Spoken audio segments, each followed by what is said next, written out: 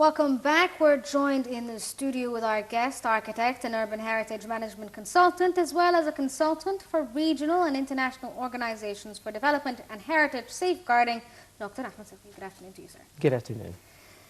Could you tell us why an architect would be involved in Islamic art when it comes to Islamic art? As an architect, architects are always looking for a concept, and what's better than heritage to be as a foundation for this. And the Islamic is, in fact, it was a great, got a great deal and part of our cumulative civilization.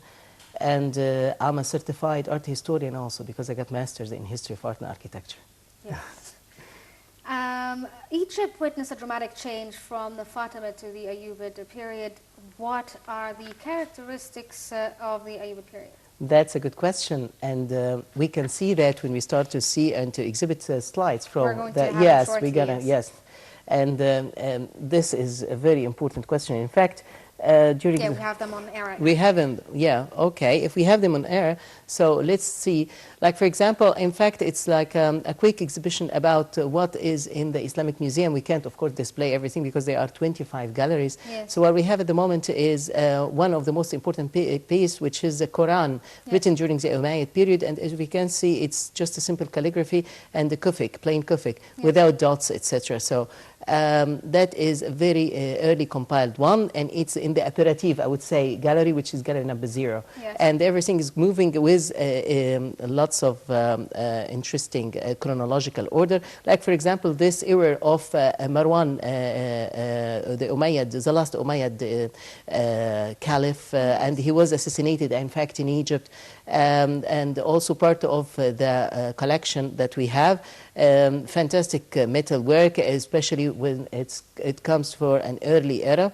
So when we see also the next one, yes, we can see a stucco work like gypsum, in fact, and its inspiration coming from Samarra, and that's an early Abbasid period, because after the Umayyad, after the assassination of Caliph Marwan, of course, Egypt back to the Abbasid domain, and then, or back to the domain again, once again, of, well, the Saud dynasty taking over, and until Ahmed ibn Tulun came, and he introduces a Samarian influence in his mosque, Ibn Tulun Mosque. We can see how plain it can be, the decorative item there, and it's quite interesting also to learn about the Sasanian influence coming because of the beveled style and the pearl-like motifs, all these things coming from the Kisra, Anushirwan, and the Turkic Kisra motifs, etc.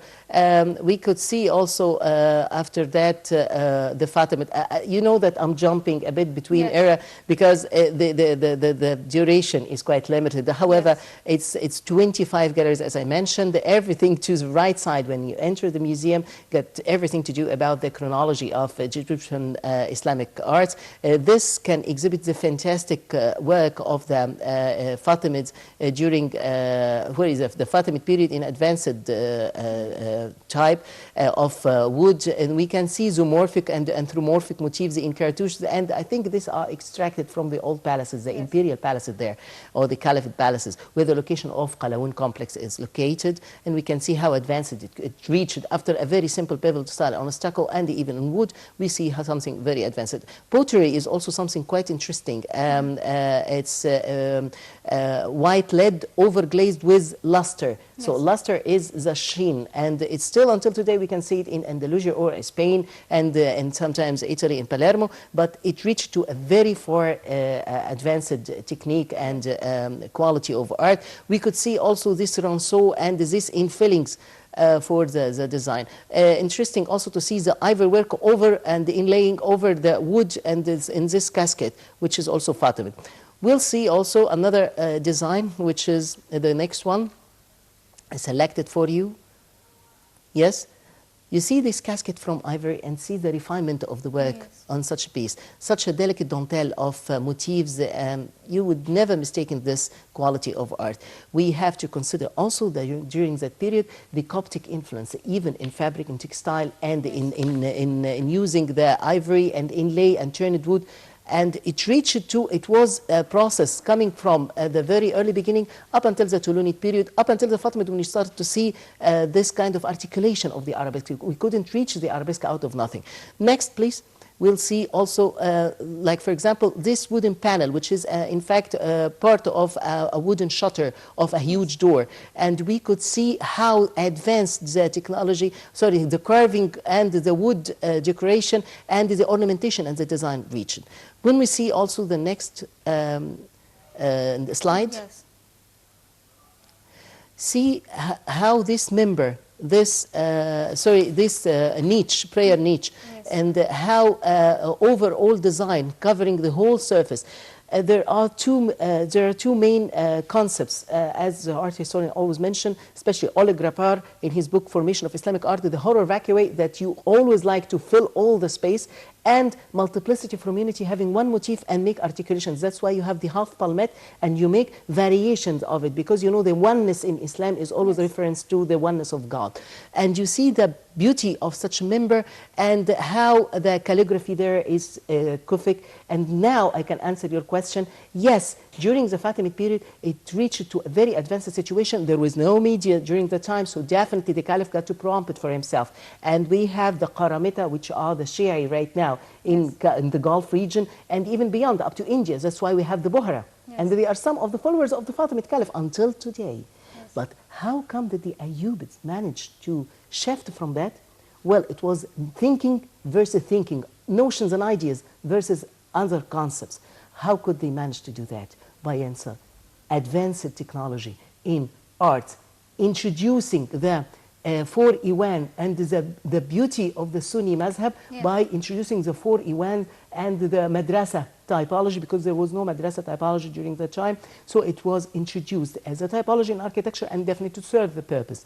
And even in calligraphy, so calligraphy is shifting from the, as we're going to see in the next piece, this beautiful piece is from Mosul, actually from Egypt, and during that time you see the calligraphy and Naskhi calligraphy, and you see the beauty of the metalware. Maybe we can't see anymore such a quality of porcelain or such a quality of pottery work as we saw in the Fatimid period. But in the Ayyubid and after, you started to see something more